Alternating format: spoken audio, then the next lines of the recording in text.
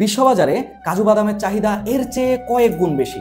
বর্তমানে বিশ্ববাজারে কাজু বাদামের চাহিদা প্রায় 9.8 বিলিয়ন ডলার। এর মধ্যে ভিয়েতনাম একাই রপ্তানি করে প্রায় 4 বিলিয়ন ডলার। বাংলাদেশের উদ্যোক্তারা বিশ্বাস করেন শুধুমাত্র কাজু বাদাম থেকেই বছরে প্রায় 1 বিলিয়ন ডলার রপ্তানি আয় করা সম্ভব।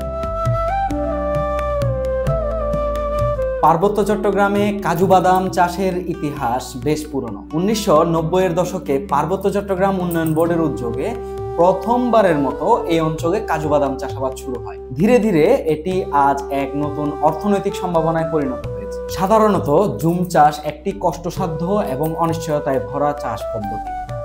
একটি নির্দিষ্ট জমিতে জুম চাষ করা যায় 3-4 বছর মিলিয়ে একবার।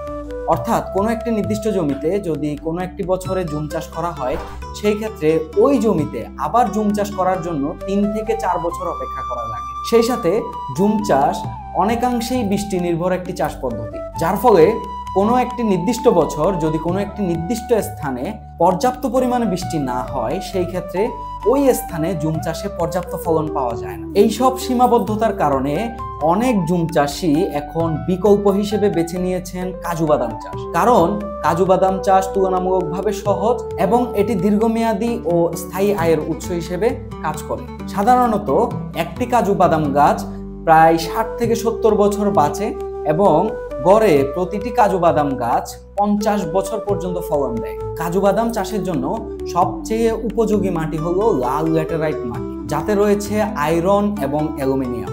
আমাদের পাহাড়ি অঞ্চলের মাটি এই বৈশিষ্ট্যের সাথে পুরোপুরি সামঞ্জস্যপূর্ণ। তাই কাজু বাদাম চাষ পাহাড়ের অন্যতম একটি ব্র্যান্ড হতে চলেছে। তাই কাজু বাদাম চাষের জন্য আমাদের পার্বত্য চট্টগ্রামের যে পাহাড়ি অঞ্চলগুলো রয়েছে, সেই পাহাড়ি অঞ্চলগুলোই সবচেয়ে বেশি উপযোগী। এছাড়াও এই কাজু বাদাম চাষের জন্য বছরে গড় তাপমাত্রার প্রয়োজন হয় 25 থেকে 27 ডিগ্রি সেলসিয়াস এবং বার্ষিক 1000 থেকে 2000 মিলিমিটার বৃষ্টিপাতের প্রয়োজন হয়। সমুদ্রপৃষ্ঠ থেকে 500 থেকে 1000 মিটার উচ্চতায় অম্লীয় বালুময় মাটিতে কাজু বাদাম চাষ সবচেয়ে বেশি কার্যকরী হয়। পার্বত্য চট্টগ্রামের আবহাওয়া, ভূপ্রকৃতি এসব শর্ত পরিপূর্ণভাবে পূরণ করে বলেই এখানে কাজু বাদাম চাষের চাষিরা ভালো ফলন পাচ্ছে। পার্বত্য চট্টগ্রাম বিষয়ক মন্ত্রণালয়ের উপদেষ্টা জনাব সুপ্রদীপ চাকমা এই কফি এবং কাজু বাদাম চাষকে নানাভাবে উদ্বুদ্ধ করে আসছেন এবং তিনি এই কফি এবং কাজু বাদামকে বাংলাদেশের একটি নির্ভরযোগ্য ব্র্যান্ড হিসেবে গড়ে তোলার প্রত্যয় ব্যক্ত করেছেন।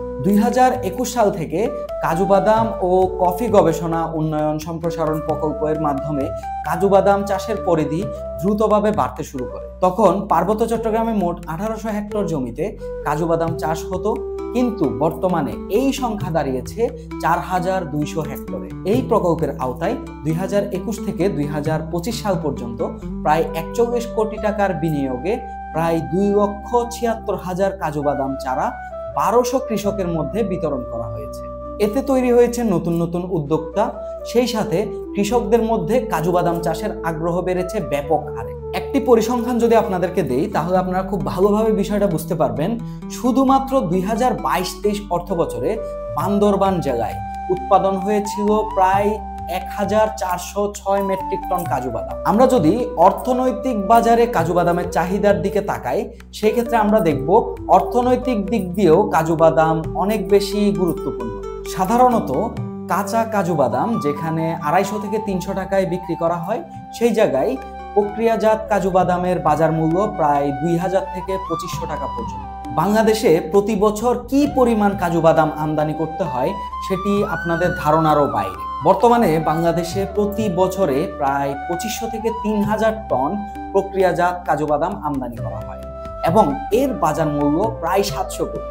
আমাদের পার্বত্য চট্টগ্রামে যে পাহাড়ি অঞ্চলগুলো রয়েছে, এই পাহাড়ি অঞ্চলগুলোতে যদি পর্যাপ্ত পরিকল্পনার সাথে কাজু বাদাম চাষ করা যেত, তাহলে বাংলাদেশের এই বিপুল পরিমাণ কাজু বাদামের চাহিদা আমাদের দেশ থেকেই পূরণ করা সম্ভব হতো। বিশ্ববাজারে কাজু বাদামের চাহিদা এর চেয়ে কয়েক গুণ বেশি।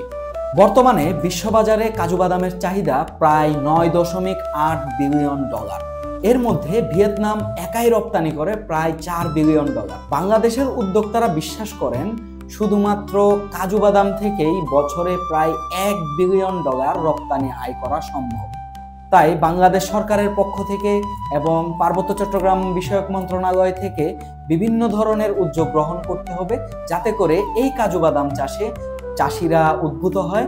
বিশেষ করে আমাদের পার্বত্য চট্টগ্রামের যেই খালি জায়গাগুলো রয়েছে, যেমন আমাদের 3 পার্বত্য জেলায় প্রায় 5 লাখ হেক্টর পতিত জমি রয়েছে। এসব জমিকে যদি যথাযথভাবে কাজে লাগানো যায়, তাহলে এসব জমি থেকে উৎপাদিত কাজু বাদাম বিদেশে রপ্তানি করে বিপুল পরিমাণ বৈদেশিক মুদ্রা অর্জন করা সম্ভব। তো কাজু বাদাম চারা রোপণের পর প্রায় 2 থেকে 3 বছর পর ফল দেওয়া শুরু করে। এই মধ্যবর্তী সময়ে গাছের পরিচর্যার জন্য কৃষকের প্রয়োজন হয় বিপুল পরিমাণ অর্থের, যার ফলে তারা কাজু বাদাম চাষে সচরাচর ঝুঁকতে চান না।